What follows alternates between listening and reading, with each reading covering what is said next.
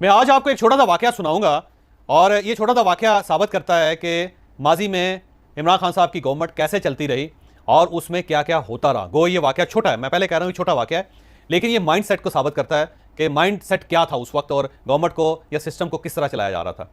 खातून अव्वल बुशरा बीबी की एक बहन है जिनका नाम मरियम वट्टू है, और ये मरियम वट्टू वही हैं जो पीटीआई की वर्कर थी और वर्कर हैं, और इन्हीं के जरिए इमरान खान साहब का बुशरा बीबी के साथ एक रिलेशन डेवलप हुआ था, राब्ता डेवलप हुआ था। अब मरियम वट्टू यूएई में, दुबई में होती हैं और ये वहाँ पे सोशल मीडिया भी हैंडल करती थी इमरान खान साहब का, उनके लिए फंड रेजिंग भी करती थी और वो इनके साथ राब्ते में थी।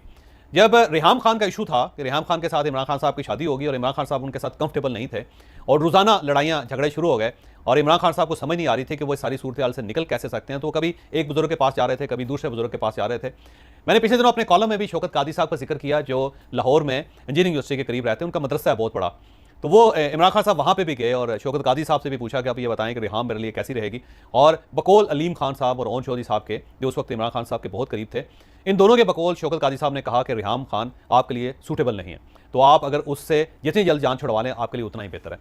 लेकिन इमरान खान साहब डिसीजन नहीं कर पा रहे थे और खासे कंफ्यूज थे। तो इस दौरान मरियम वट्टू साहिबा का इनके साथ रब्ता था, तो उन्होंने इमरान खान साहब को बताया कि मेरी बहन अल्लाह की वली है और उन्हें बाकायदा कश्फ होता है और वो सारी चीज़ों के बारे में बेहतर फैसला कर लेती हैं, बता देती हैं, और मेरी बहन के बकौल आपके ऊपर जादू हुआ है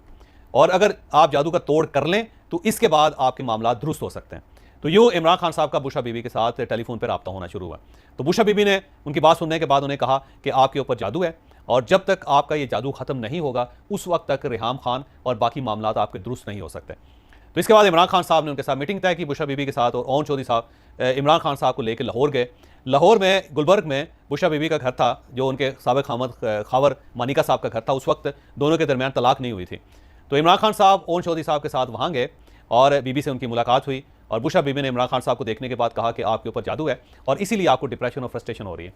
उसके बाद ओन चौधरी साहब के बारे में भी बीबी का यही कहना था कि आपके ऊपर भी जादू है। लिहाजा इमरान खान साहब अंदर गए और बीबी ने उनके सर पे हाथ फेरा और हाथ फेरने के बाद कुछ पड़ा भी होगा। उसके बाद इन्हें कहा कि अब आप बताएं कि आपको कुछ रिलीफ फील हुआ या नहीं हुआ। तो इमरान खान साहब ने कहा कि मेरा बोझ हल्का हो गया। उसके बाद ओन चौधरी साहब को भी उन्होंने कहा कि आप भी आएँ करीब, मैं आपको आपके ऊपर भी दम कर देती हूँ। तो उसके बाद ओन चौधरी साहब भी गए और उन्होंने भी दम करवाया। जब बाहर निकले तो इमरान खान साहब ने ओन चौधरी से पूछा कि क्या तुम्हें कुछ रिलीफ फील हुआ, तो उसने दिल रखने के लिए कह दिया कि हाँ जी बड़ा फ़र्क पड़ा। जबकि ओन चौधरी के बकौल मुझे कोई फ़र्क नहीं पड़ा था, मुझे महसूस ही नहीं हुआ था, लेकिन इमरान खान साहब क्योंकि एक खास ट्रांस में थे तो उन्हें रिलीफ सा फील हुआ। इसके बाद बुशरा बीबी ने इनसे कहा कि आपको 3 बार दम के लिए आना पड़ेगा, फिर जाके इस जादू का असर कम होगा। तो यूँ इमरान खान साहब का इनके साथ एक रब्ता पैदा हो गया और फिर एक वक्त ऐसा आया कि जो इनके साथी कहते हैं कि बुशरा बीबी ने कहा कि रेहाम खान से फौरी तौर पे तलाक ले लें या तलाक दे दें इनको। 24 घंटे के अंदर अगर आप तलाक दे देंगे तो आपके ऊपर जो बुरे असरात हैं वो खत्म हो जाएंगे और आपके रास्ते में जो रुकावटें हैं वज़ीर-ए-आज़म बनने की वो खत्म हो जाएंगी और आप वज़ीर-ए-आज़म होंगे। लेकिन अगर आप 24 घंटे के अंदर तलाक नहीं देते तो फिर आपके लिए मसाइल बढ़ते चले जाएंगे। और क्यों इमरान खान साहब ने ओन चौधरी से पूछा कि ये बताओ कि ये रेहाम लंदन कब जा रही है, तो उन्हें बता दिया कि फ़लाँ तारीख को जा रही है, क्योंकि ज़ाहिर टिकट ओन चौधरी साहब जारी करवाते थे। तो फिर इमरान खान साहब ने कहा कि जब ये वहाँ पे उड़ जाए, फ्लाई कर जाए, तो फिर तुमने मुझे बताना है। तो जब रेहाम खान ने यहाँ से फ्लाई कर लिया तो इमरान खान साहब ने तलाक लिख के उनको ईमेल कर दिया। जब रेहाम लंदन में उतरी और उन्होंने ईमेल खोली तो उन्हें पता चला कि मुझे तलाक हो चुकी है। यूँ बुशरा बीबी के साथ आगे सिलसिला चलता गया और आगे की डिटेल जो है ना वो मैं अगले किसी व्लॉग में आपको बताऊँगा कि फिर क्या क्या होता रहा। लेकिन अब वापस मरियम वट्टू की तरफ आते हैं, जो बुशरा बीबी की सिस्टर हैं, उनकी हमशीरा हैं। ये बेसिकली महकमा तालीम से वाबस्ता हैं, तालीम के शोबे से वाबस्ता हैं और यूएई में एक यूनिवर्सिटी के अंदर ये काम करती हैं और इन्हें काम करना चाहिए, लिहाजा कोई उसमें अंदर इशू नहीं। इशू ये है कि ये वहाँ पे यूएई में होते हुए यहाँ पे HEC हायर एजुकेशन कमीशन के अंदर भी मुलाजम थे।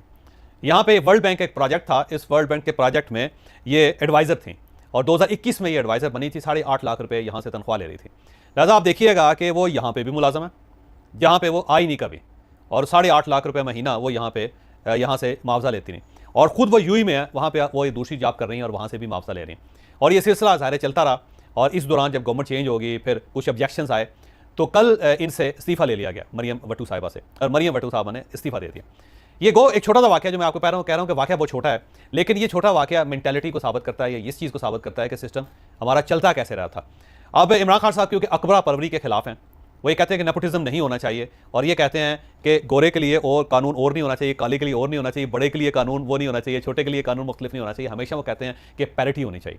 वो हमेशा वो उसमें उस चीज़ की मिसाल देते हैं, वो अपनी हर तकरीर में बात करते हैं कि रसूलुल्लाह सल्लल्लाहु अलैहि वसल्लम ने फरमाया था कि अगर फातिमा बिनत मोहम्मद भी चोरी करती तो उनके साथ भी यही सलूक किया जाता।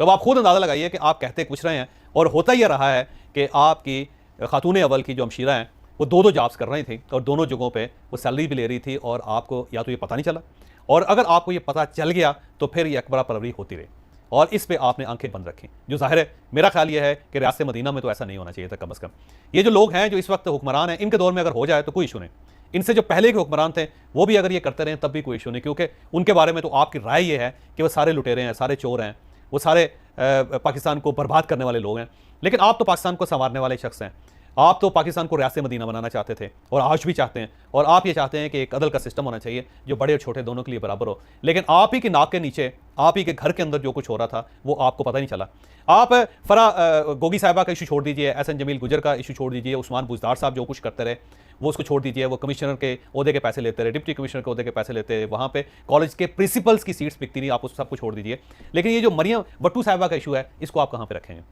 यानी एक खातून जिसका ताल्लुक आपके ख़ानदान के साथ है, वो खातून दो जॉब्स करती रही और दोनों जगहों से उसको तनख्वाह मिलती रही और आप खामोश रहे, तो फिर इस सारी चीज़ को कहाँ रखा जाए? तो मेरा ख्याल है आज इमरान खान साहब को सोचना होगा